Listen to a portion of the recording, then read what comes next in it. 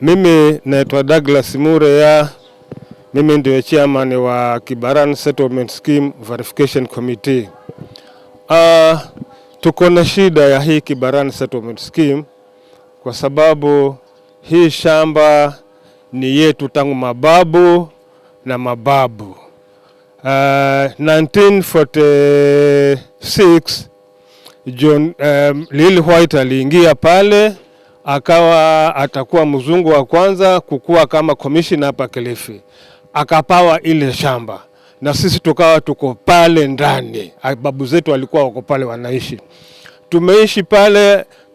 Lil White akaangalia sasa hao watu nitawapeleka wapi? Akaona ni heri ajumuike nao, awafanye marafiki ndio aishi. Maana hakujua akiwaondoa atawapeleka wapi.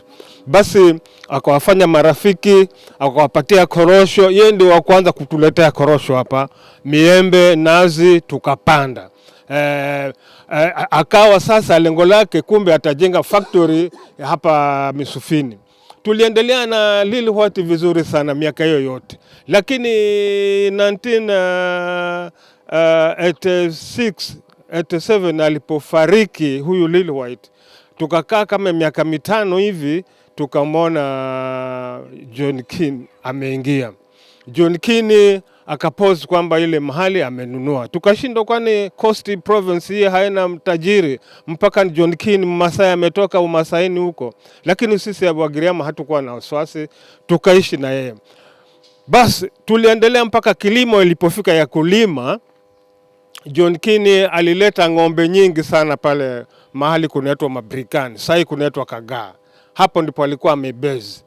Akaanza kuweka ng'ombe kwa mashamba ya watu kulisha mahindi. Basi Wagiriama wakasikia uchungu, wakachukua mishale, wakaua ng'ombe 36 wakati huo. Ndio serikali hii ya Kilifi ikajua basi kuna vita huku. Basi ndio mazungumzo yakaanza pale, John Keane unataka nini? Kwa nini unaweka ng'ombe kwa mashamba ya watu? Mwishowe ndio ikawa ni pale mahali tupanunue. Basi tutapanunua namna gani? Wakati huo DC hapa alikuwa ni Bwana Wario, na mbunge wetu alikuwa Katanangala. Basi wakakaa pale, wakafanya mikutano hapa na hapa mpaka John Keane akakubali kutuzia ekari 2652. Basi tulipopatiwa zile, ikawa sasa lazima tukae tujue tutalipa namna gani. Ndio tukaunda kikundi. Kwanza tukaenda kwa DC kuomba pesa kwa serikali, watununulie ile shamba, watugawanyie.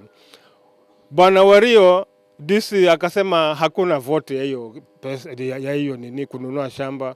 Kwa hivyo watu wafanye nini? Wafanye kiriro na mwenyewe. Kiriro na mwenye ni kwamba wewe binafsi utafute vile utavofanya ndio umanufaike baadaye. Ndio tukaunda kikundi ambacho kwamba kilikuwa kinaitwa Kiriro na Mwenye. Hata hii shamba, hii settlement scheme hii ingeitwa Kiriro na Mwenye settlement scheme, lakini jamaa wakakataa hiyo kusema hivyo. Tulipofanya hiyo Kiriro na Mwenye, tukairegister. Kuna hii karatasi hii. Tukairegister. Tukaendelea tukaanza kulipa pesa sasa. Tumeregister Kiriro na Mwenye company, tukaanza kulipa pesa. Pesa tulizolipa, tukalipa kidogo. John Keane alipona Wagiriama watanunua hii mashamba, akaanza kutuchokoza. Hiyo shamba nitauza kwa mtu mwingine. Tukaenda kwa Katanangala. Katanangala akamwandikia barua Minister of Lands hii ya kwamba kwa nini John Keane anasumbua watu wangu na wanamlipa. Hii barua iko. Basi akarudi nyuma kidogo. Aliporudi na nyuma, tukaanza kulipa shamba sasa.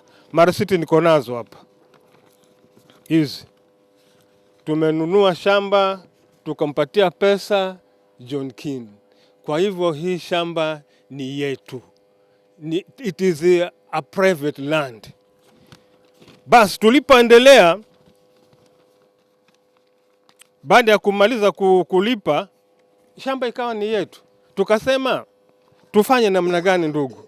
tutafute watu wa lands waje watuwekee mipaka, halafu watutengenezee mambo ya public utility, halafu barabara, halafu pia nao watapata revenue kutupatia title deed, lakini shamba ni yetu. Tukawaita. Walipokuja sasa ground, kulikuwa na 2 pieces pale, Kibarani block 4 na hiyo inayoitwa settlement scheme. Walipokuja block 4 wakagawanya adjudication. Manake waliona majumba pale nini wakagawanya adjudication. Walipoingia pale kwetu Kibarani settlement scheme, wakaifanya ile kwamba ni settlement scheme. Mbali na kwamba watu wamekaa wenyewe wamenunua kadri vile una pesa yako ina wakaanza kufanya settlement scheme. Basi wakagawanya watu hawataki, lakini wakawa lazima wafanye hivyo. Na settlement scheme kama kawaida kuna percentage fulani inatolewa, watu wa nje wanaingizwa pale. Sasa mimi nimenunua pale, nimetoa pesa yangu mwenyewe pale, unaletea mtu sijui alitoka wapi.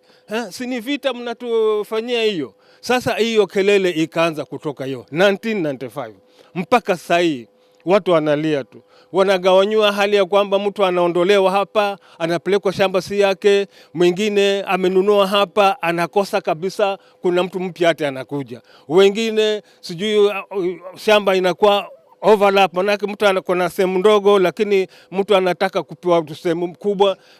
Chungu hiyo problem yote hiyo kuja. Halafu kukaja problem nyingine ya hawa watu wa surveyor. Mtu uko na shamba ya 2.5 wanakuja wanaikata juu kwa juu bila kujua, unafanya kuona mtu anakuleta title deed ati hapa ni kwako. Sasa hizo fujo zote hizo zikawa zimetukiri hapa. Ndio tukakuja kwa serikali kulia, kwa nini? Mpaka serikali ikatusikiza. Ikaja ikatoa hii barua ya kucancel hiyo settlement scheme hii ilisainiwa na Nyakuruma kwamba Kibarani settlement scheme is no more. Mutaenda kufanya verification, mutengeneze kamati, muendelee na shughuli. Tukaifanya hiyo vizuri sana.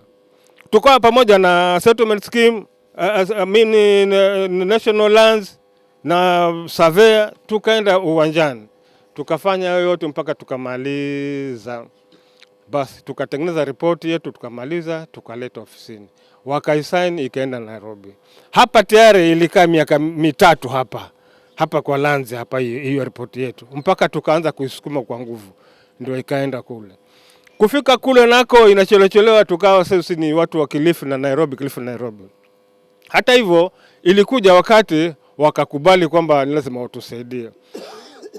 Mara ya mwisho tunaenda Nairobi, tukakuta Bwana Ngugi anaandika allotment letters mpya. Deputy director Bwana Ngugi anaandika letters offer mpya.